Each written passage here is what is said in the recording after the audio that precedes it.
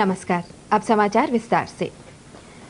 प्रमुख राजनीतिक दलों ने देश की ताजा राजनीतिक स्थिति के बारे में आज अपना विचार विमर्श जारी रखा। इस बीच राष्ट्रपति श्री आर वेंकटरामन ने आज संवैधानिक विशेषज्ञों के साथ विचारों का और आदान प्रदान किया। उन्होंने भारत के मुख्य न्यायाधीश श्री रंगनाथ मिश्र के साथ भी विचार विमर्श किया। उधर अनेक राजनीतिक नेता आज नई दिल्ली में राष्ट्रपति से मिले और उन्हें अपने विचारों से अवगत कराया।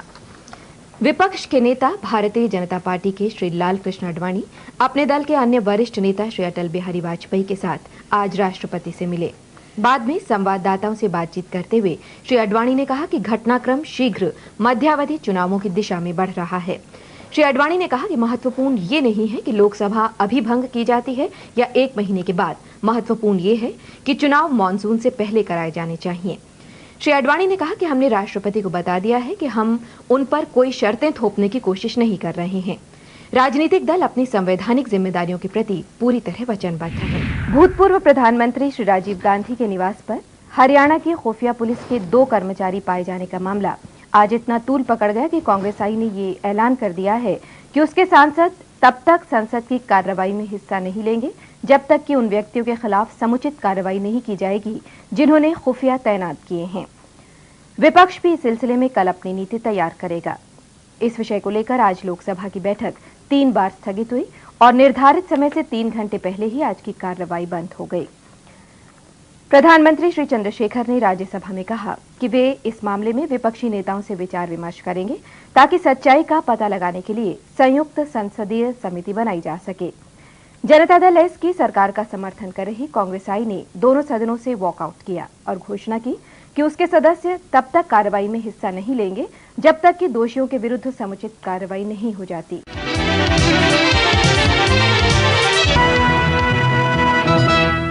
नमस्कार। आज के समाचारों में डॉक्टर शंकर दयाल शर्मा भारत के 9वें राष्ट्रपति निर्वाचित। डॉक्टर शर्मा को प्रोफेसर जी स्वेल के मुकाबले मिले अधिक वोटों का मूल्य लगभग 3,30,000 के बराबर। डॉक्टर शंकर दयाल शर्मा का जन्म 19 अगस्त 1918 को भोपाल में हुआ। 4 दशक के सार्वजनिक जीवन के बाद वे देश के 9वें राष्ट्रपति बने हैं। वे वयोवृद्ध स्वतंत्रता सेनानी हैं जिन्होंने स्वाधीनता के बाद राज्य स्तर पर और केंद्र में कई महत्वपूर्ण पदों पर कार्य किया। पेश है डॉक्टर शंकर दयाल शर्मा का जीवन वृत्त। केंद्र इलाहाबाद उच्च न्यायालय के आदेशों पर अमल के बारे में उत्तर प्रदेश सरकार की रिपोर्ट की प्रतीक्षा कर रहा है। केंद्रीय गृह मंत्री श्री एस बी चौहान ने आज राज्यसभा में ये बात कही। जब कुछ गैर भारतीय जनता पार्टी सदस्यों ने ये जानना चाहा कि अदालत के आदेशों को कार्यरूप देने के बारे में केंद्र क्या कार्रवाई कर रहा है, तब श्री चौहान ने ये बात कही। शून्यकाल के दौरान भी कांग्रेस आई के श्री एस आहलूवालिया और कुछ गैर भारतीय जनता पार्टी सदस्यों ने मामला उठाया। राष्ट्रीय एकता परिषद की 3री बैठक आज नई दिल्ली में हुई। ये राम जन्मभूमि बाबरी मस्जिद मुद्दे पर विचार विमर्श के लिए बुलाई गई। बैठक का उद्घाटन प्रधानमंत्री श्री पीवी नरसिम्हा राव ने किया। इसमें अनेक केंद्रीय नेताओं, विभिन्न राज्यों के मुख्यमंत्रियों, विभिन्न राजनीतिक दलों के नेताओं, सांसदों, धार्मिक संगठनों के प्रतिनिधियों, पत्रकारों तथा अन्य बुद्धिजीवियों ने हिस्सा लिया। बैठक में अनेक वक्ताओं ने अयोध्या मुद्दे पर अदालत के आदेशों का पालन सुनिश्चित करने की आवश्यकता पर जोर दिया। समझा जाता है कि कुछ नेताओं का कहना था कि अगर उत्तर प्रदेश सरकार परिषद की बात को अनसुनी करती है तो उसके खिलाफ केंद्र को कदम उठाना चाहिए।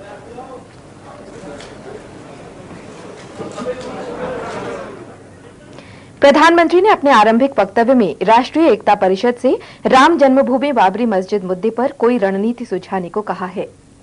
उन्होंने कहा कि वे इस मुद्दे के सभी पहलुओं पर पूर्ण बहस के पक्ष में हैं ताकि इसका कोई सद्भावपूर्ण हल निकाला जा सके। अयोध्या में शिलान्यास स्थल पर कल शाम 4 बजे से निर्माण कार्य रोक दिया जाएगा। आज दोपहर बाद अयोध्या में संसद सदस्य महंत अवैधनाथ ने एक संवाददाता सम्मेलन में ये घोषणा की। उन्होंने कहा कि अब कार सेवा एक अन्य स्थल पर होगी जहां लक्ष्मण मंदिर बनाया जाएगा। इस संवाददाता सम्मेलन में सभी संत और महंत और विश्व हिंदू परिषद के महासचिव श्री अशोक सिंघल उपस्थित थे। श्री सिंघल ने कहा कि प्रधानमंत्री श्री नरसिम्हा राव के आश्वासन और अपील के जवाब में शिलान्यास स्थल पर निर्माण कार्य रोकने का फैसला किया गया। श्री सिंघल ने कहा कि प्रधानमंत्री इस समस्या को सुलझाने के प्रति गंभीर लगते हैं।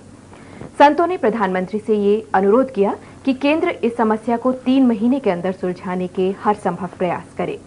दूरदर्शन संवाददाता देश किरण मेहता ने खबर दी है कि लक्ष्मण मंदिर के निर्माण के लिए कल से जहां कार सेवा शुरू होने वाली है, वो जगह विवाद रहित है। ये वो क्षेत्र है जहां राज्य सरकार ने रामकथा पार्क के विकास के लिए 40 एकड़ जमीन अधिग्रहित की है।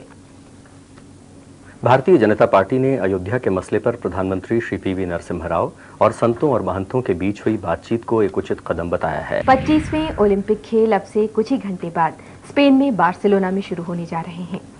दुनिया के अब तक के सबसे बड़े खेल समारोह की शुरुआत एक तीरंदाज के अग्निबाण से ओलंपिक मशाल प्रज्वलित करके होगी। ओलंपिक खेलों की परंपरा के अनुसार ये मशाल ग्रीस के प्राचीन नगर ओलंपिया से मेजबान नगर तक लाई जाती है।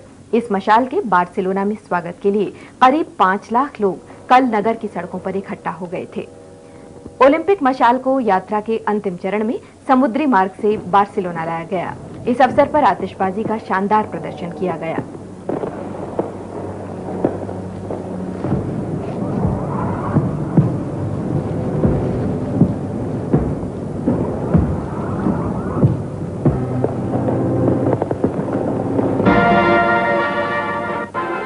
ओलंपिक ज्योति के स्वागत के लिए समूचे बार्सिलोना नगर में रंग बिरंगे झंडे लगाए गए थे।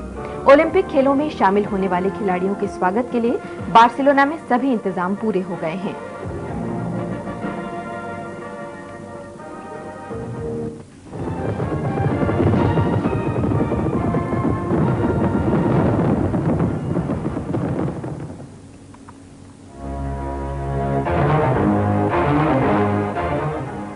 दो सप्ताह तक चलने वाले इस खेल समारोह में दुनिया के 170 से अधिक देशों के करीब 15,000 खिलाड़ी 25 प्रतिस्पर्धाओं में हिस्सा लेंगे। बार्सिलोना ओलंपिक की सबसे बड़ी विशेषता ये है कि कई वर्षों बाद पहली बार बिना किसी बहिष्कार या विरोध के खिलाड़ी प्रतियोगिताओं में हिस्सा लेंगे। क्यूबा के ताकतवर मुक्केबाज इस बार बार्सिलोना ओलंपिक में हिस्सा ले रहे हैं। दक्षिण अफ्रीका को भी इन खेलों में शामिल कर लिया गया है।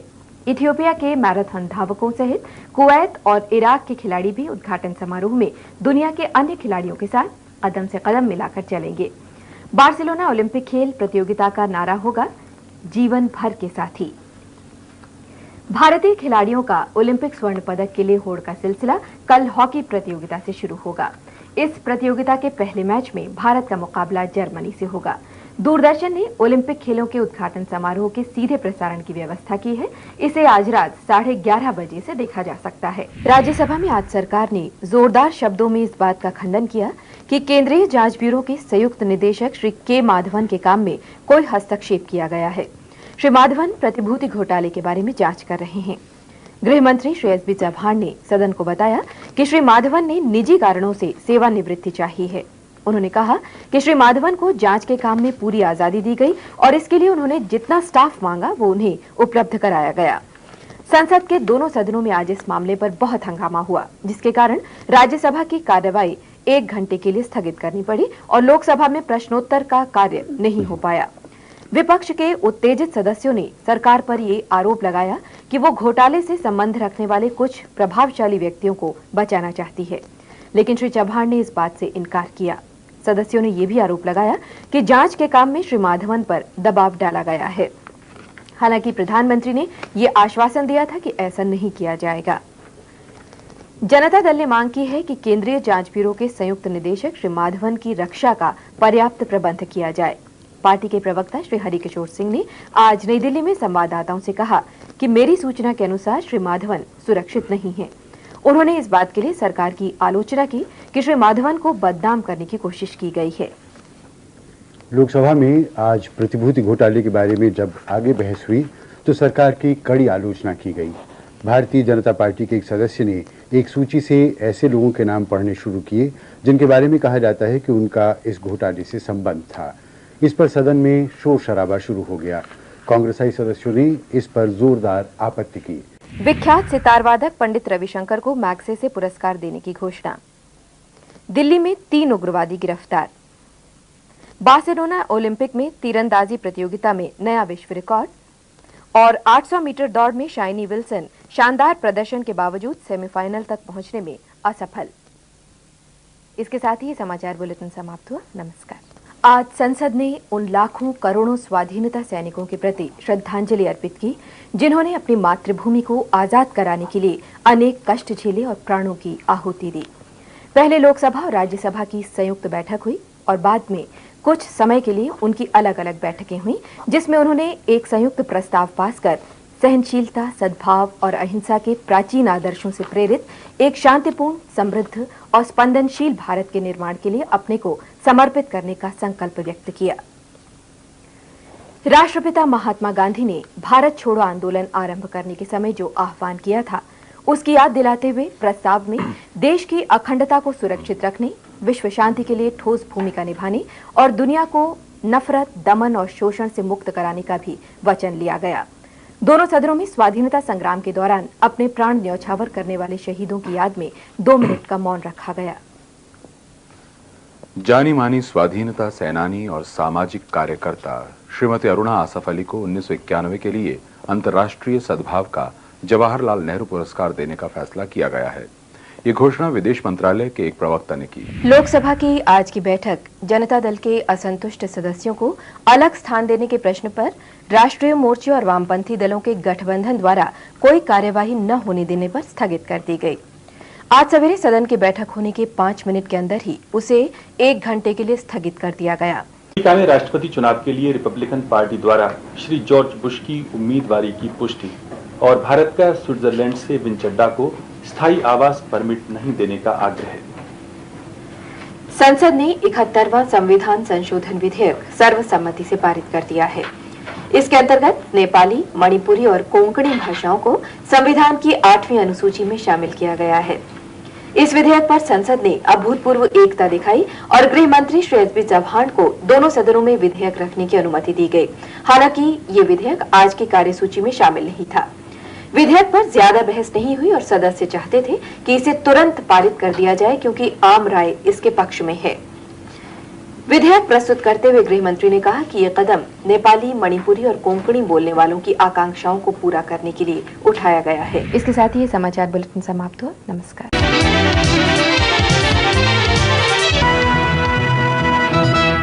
प्रधानमंत्री श्री पीवी नरसिम्हा राव ने आज जम्मू कश्मीर की स्थिति के बारे में वरिष्ठ नागरिकों, प्रशासनिक अधिकारियों, राजनयिकों और पत्रकारों से बातचीत की।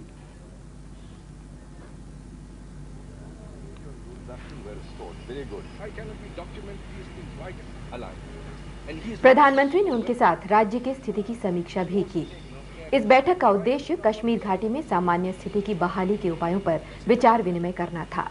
निर्वाचन आयोग ने आज 5 राज्यों और राष्ट्रीय राजधानी क्षेत्र दिल्ली में स्वतंत्र और निष्पक्ष विधानसभा चुनाव कराने के लिए कानून और व्यवस्था की स्थिति, केंद्रीय बलों की तैनाती और केंद्रीय प्रेक्षकों की नियुक्ति की समीक्षा की। बैठक की अध्यक्षता मुख्य निर्वाचन आयुक्त श्री टी.एन. शेषन ने की और इसमें 2 नवनियुक्त निर्वाचन आयुक्त डॉक्टर एम.एस. गिल और श्री जी.वी.जी. कृष्णमूर्ति शामिल हुए। उच्चतम न्यायालय के इस निर्देश के बाद ये बैठक हुई है कि पुलिस बलों की तैनाती और चुनाव ड्यूटी के लिए केंद्रीय प्रेक्षकों की संख्या के बारे में निर्वाचन आयोग और सरकार आपसी सलाह मशवरे द्वारा फैसला करें। बैठक में गृह मंत्रालय के वरिष्ठ अधिकारी और अर्धसैनिक बलों तथा संबद्ध राज्यों के अधिकारी भी शामिल थे। इस बीच दिल्ली और 5 राज्यों में अगले महीने होने वाले चुनाव की सरगर्मियां तेज हो गई हैं। दिल्ली में उम्मीदवारों का नाम वापस लेने का अंतिम दिन था। हिमाचल प्रदेश में नामांकन पत्र भरने का आज काम समाप्त हो गया, जबकि राजस्थान में नामांकन पत्र दाखिल करने का काम जारी है। वहां मंगलवार तक नामांकन पत्र भरे जा सकेंगे। उत्तर प्रदेश विधानसभा चुनावों के लिए अधिसूचना सोमवार को तथा मध्य प्रदेश और मिजोरम में इस महीने के अंत में जारी होगी। विश्व वैज्ञानिक अकादमियों का जनसंख्या सम्मेलन कल नई दिल्ली में शुरू हो रहा है। सम्मेलन में जनसंख्या बढ़ने की जटिल समस्या, सामाजिक आर्थिक विकास और पर्यावरण संरक्षण पर विचार किया जाएगा। महाराष्ट्र में लातूर और उस्मानाबाद जिलों में भूकंप पीड़ितों के लिए भूकंप के झटके सह सकने वाले मकान बनाने का काम कल दशहरे के अवसर पर शुरू किया जाएगा। इन इलाकों में पिछले महीने की 30 तारीख को विनाशकारी भूकंप से पत्थर और मिट्टी से बने लगभग सभी मकान और इमारतें ढह गई थीं, जिससे बहुत बड़ी संख्या में लोग हताहत हुए। इन इलाकों के लोगों के लिए विजयदशमी का पर्व नई खुशियां लेकर आएगा, क्योंकि अब जो मकान बनाए जाएंगे उनमें नई से नई तकनीक अपनाई जाएगी। एहतियात के तौर पर महाराष्ट्र सरकार ने विशेष दिशा निर्देश तैयार किए हैं, जिनके अनुसार मकानों का ढांचा हल्का होगा, वे कुछ हद तक मुड़ सकेंगे लेकिन गिरेंगे नहीं। निर्माण कार्य में कोई पेंच इस्तेमाल नहीं किया जाएगा। इन मकानों पर न तो आग का असर होगा और न ही बदलते मौसम का। वित्त मंत्री डॉक्टर मनमोहन सिंह ने वित्तीय सेवाओं के क्षेत्र में निजी और विदेशी निवेशकों को आमंत्रित किया है। आज सुबह नई दिल्ली में भारत अमेरिकी संयुक्त व्यापार परिषद की 16वीं बैठक में डॉक्टर मनमोहन सिंह ने कहा कि ये निवेश बैंकों, म्यूचुअल फंड, बीमा कंपनियों और पोर्टफोलियो सेवाओं में किया जा सकता है। उन्होंने बताया कि पिछले 25 महीनों में विभिन्न क्षेत्रों के लिए 3 अरब 57 करोड़ डॉलर के विदेशी निवेश के अनुबंध किए गए हैं। उन्होंने कहा कि आर्थिक क्षेत्र में ज्यादातर बंदिशें हटा ली गई हैं और अर्थव्यवस्था तथा उद्योग के आधुनिकीकरण की दिशा में काम चल रहा है। वित्त मंत्री ने कहा कि 1 या 2 वर्ष में रुपए को पूरी तरह परिवर्तनीय मुद्रा बना लिया जाएगा, लेकिन इसके लिए हमें भुगतान संतुलन और विदेशी मुद्रा भंडार की स्थिति को बेहतर बनाना होगा। डॉक्टर मनमोहन सिंह ने कहा कि अर्थव्यवस्था को मजबूत बनाने का पहला चरण पूरा हो चुका है और इस काम में हमें बेहद सफलता मिली है।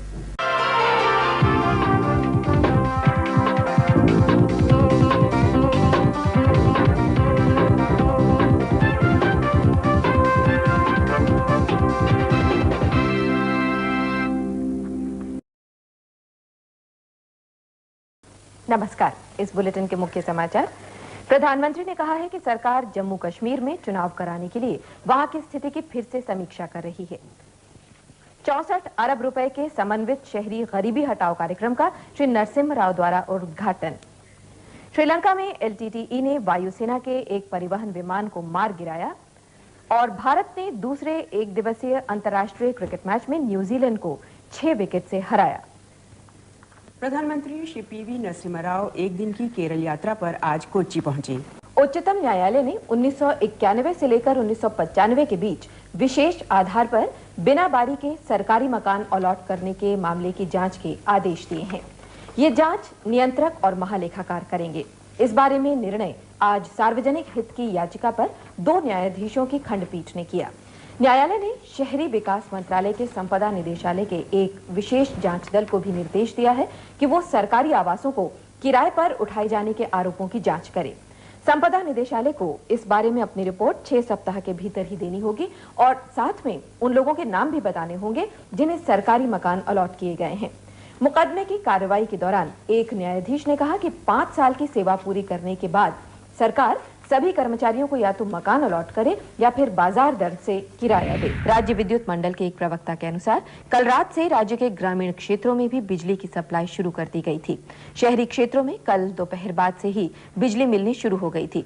प्रवक्ता ने बताया कि राज्य स्थित विद्युत संयंत्रों में उत्पादन शुरू करके स्थिति पर काबू पाया गया है। बांग्लादेश में आम चुनाव 18 जनवरी के स्थान पर 7 फरवरी को कराए जाने की घोषणा के बावजूद सरकार और विपक्षी दलों के बीच पिछले 21 महीनों से चले आ रहे राजनीतिक संकट का समाधान नहीं हो पाया है। बांग्लादेश में विपक्षी दल मांग कर रहे हैं कि प्रधानमंत्री बेगम खालिदा जिया चुनावों से पहले त्यागपत्र दें और चुनाव कराने के लिए काम चलाऊ सरकार बनाई जाए।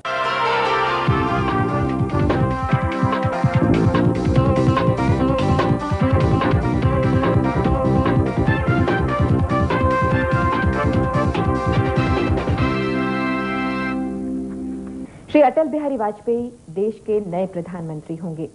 71 वर्षीय श्री वाजपेयी को कल दोपहर 12 बजे राष्ट्रपति भवन में भारत के 11वें प्रधानमंत्री के रूप में शपथ दिलाई जाएगी। वे 11वीं लोकसभा में सबसे अधिक सीटें जीतने वाली भारतीय जनता पार्टी के संसदीय दल के नेता हैं। उनकी पार्टी पहली बार केंद्र में सरकार बना रही है। राष्ट्रपति डॉक्टर शंकर दयाल शर्मा ने आज दोपहर बाद श्री वाजपेयी सरकार गठित करने और इस महीने की 31 तारीख तक अपना बहुमत सिद्ध करने को कहा। हमारे संवाददाता रवि रामकृष्णा के अनुसार आज जैसे ही श्री वाजपेयी को सरकार गठित करने के लिए आमंत्रित किए जाने की खबर मिली, राजधानी दिल्ली में भारतीय जनता पार्टी मुख्यालय और श्री वाजपेयी के निवास पर जमा पार्टी कार्यकर्ताओं में खुशी की लहर दौड़ गई। इसके बाद पार्टी मुख्यालय में नेताओं के पहुंचने का सिलसिला शुरू हो गया। भारतीय जनता पार्टी के नेताओं को इस बात का पूरा यकीन है कि वे लोकसभा में पर्याप्त बहुमत जुटा लेंगे। भारतीय जनता पार्टी के संसदीय बोर्ड ने केंद्र में श्री अटल बिहारी वाजपेयी के नेतृत्व में सरकार बनाने के आमंत्रण को स्वीकार कर लिया है। बोर्ड ने श्री वाजपेयी के नेतृत्व में जन आकांक्षाओं को मूर्त रूप देने का भी संकल्प लिया। हमारे संवाददाता मयंक अग्रवाल के अनुसार संसदीय बोर्ड और पार्टी के केंद्रीय पदाधिकारियों की संयुक्त बैठक में आज इस बारे में एक प्रस्ताव पारित किया गया। प्रस्ताव में कहा गया है कि ये जनादेश परिवर्तन, बेहतर सरकार, विकेंद्रीकरण के लिए तथा भ्रष्टाचार के खिलाफ है। बाद में पत्रकारों को संबोधित करते हुए श्री वाजपेयी ने कहा कि वे निर्धारित समय में अपना बहुमत सिद्ध करने में सफल होंगे।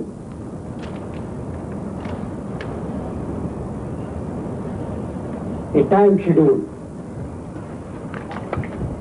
We have to prove our majority on the floor of the House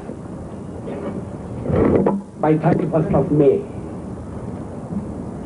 We hope to do it even earlier.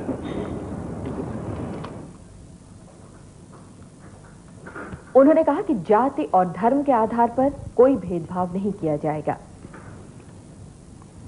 Doordarshan कल केंद्रीय मंत्रिमंडल के शपथ ग्रहण समारोह का सीधा प्रसारण करेगा।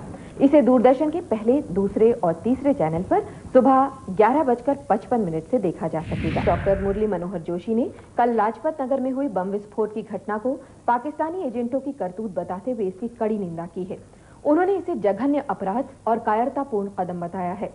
डॉक्टर जोशी ने आज नई दिल्ली में जारी एक बयान में कहा कि पाकिस्तान समर्थित तत्व कश्मीर में चुनाव प्रक्रिया में बाधा पहुंचाने के अपने प्रयासों में असफल होने के बाद अब भोले भाले लोगों को अपना निशाना बनाने लगे हैं।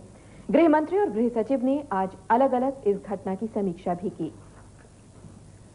असम में कोकराझार और समीपवर्ती बोंगाईगांव जिलों में स्थिति कुल मिलाकर तनावपूर्ण तथा नियंत्रण में बताई गई है। इन दोनों जिलों में शांति बनाए रखने के लिए सेना नागरिक प्रशासन की मदद कर रही है। सेना राहत कार्यों में भी जुटी है।